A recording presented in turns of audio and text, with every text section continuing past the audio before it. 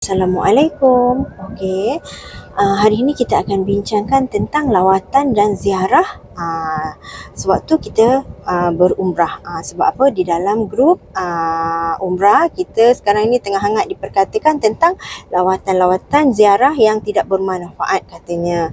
Lawatan itu termasuk juga ke Taif dan juga ke Al-Ula. Okey, sebelum tu kita selawat dulu.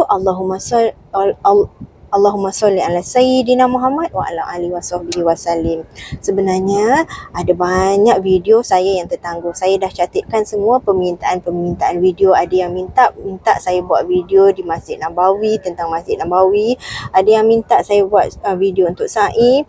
Ada yang minta saya video ambil wuduk dalam tandas pesawat. Saya akan buat, tetapi slow-slow. Sebab apa? Baru-baru ni Sabtu lepas, innalillah, ayah mentua saya meninggal dunia, jadi agak sibuk. Okey, sebelum tu kita bincang pasal apa topik hangat di grup umrah tu. Okey, ada yang mengatakan pergi ziarah ini tidak bermanfaat, lebih baik kita beribadah di Masjidil Haram. Tetapi jika kita fikirkan, setelah kita membuat umrah, apa salahnya kita menziarah? Sebab apa? Kita bukan selalu pergi. Selain daripada itu, kita juga dapat melihat perjalanan Rasulullah, apa pengorbanan beliau, apa yang beliau lakukan di sana. Contohnya jika kita melawat Taif, ya, di Taif sendiri Rasulullah telah berdakwah sungguh susah berdakwah di Taif. Okey, sehingga kan beliau baginda dibaling batu, dibaling benda-benda tajam. Okey, dan kemudiannya baginda telah terluka, badan dia telah terluka, dan beliau baginda cuba menahan darah dia daripada menitik ke bumi Taif. Okey, apabila ditanya kenapa begitu sekali Rasulullah cuba menahan darah dia daripada menitik ke bumi, dia berkata bahawa gunung-gunung, bukit-bukit semua akan merasa sangat marah jika darah Rasulullah menitik di situ. Mereka sendiri akan menghancurkan bumi Taif.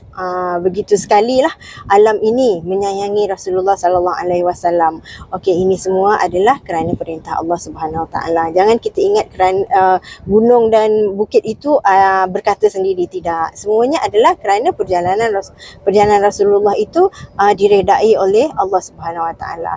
Okey, kemudian lawatan ke Al-Ula. Lawatan ke Al-Ula ini adalah kalau tanya pendapat saya secara peribadi, saya sangat tidak setuju.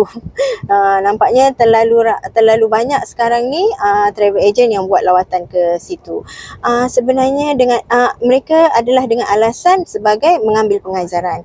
Bagi saya, apabila Rasulullah tidak suka sesuatu benda, kita jangan buat. Kita jangan buat, kita jangan ikut. Untuk mengambil pengajaran ada banyak lagi cara. Contohnya membaca buku sejarah. Kita juga boleh tengok gambar-gambar Al-Ula. Tak perlu kita melawat itu. Apa yang dilarang Rasulullah kita jangan buat. Kalau kita sayang Rasulullah, kita tak teringin pun nak pergi. Rasulullah tak benarkan. Sedangkan ada yang mengambil air di telaga di sekitar Al-Ula tu pun Rasulullah kata jangan minum. Bagaimana Rasulullah tidak suka dengan tempat tersebut. Yang ini boleh baca sendiri sejarah Al-Ula itu. Dan saya sangat tidak menggalakkan. Kalau kita faham keadaan, faham Islam, apa yang Rasulullah tak suka, kita jangan buat. Untuk ke Taif, saya sangat galakkan sebab itu salah satu ziarah yang bagus. Apa salahnya selepas beribadah, kita pergi ke Taif. Tetapi untuk lawatan ke Al-Ula, jika boleh, rakan-rakan saya di sini tolong tolak. Tak perlu ikut. Kalau nak tengok boleh banyak di Google. Kalau nak baca sejarah boleh banyak di Google. Kalau nak baca sejarah boleh tanya mutawif, ceritakan sejarah tersebut. Tetapi tak perlu kita datang melawat, kerana pengajaran kita boleh dapat daripada cerita, daripada sejarah. Tak perlu kita melihat sendiri. Kerana apa tak perlu melihat sendiri? Kerana Rasulullah tak suka tempat tu. Tak suka tempat tu, kita jangan pergi.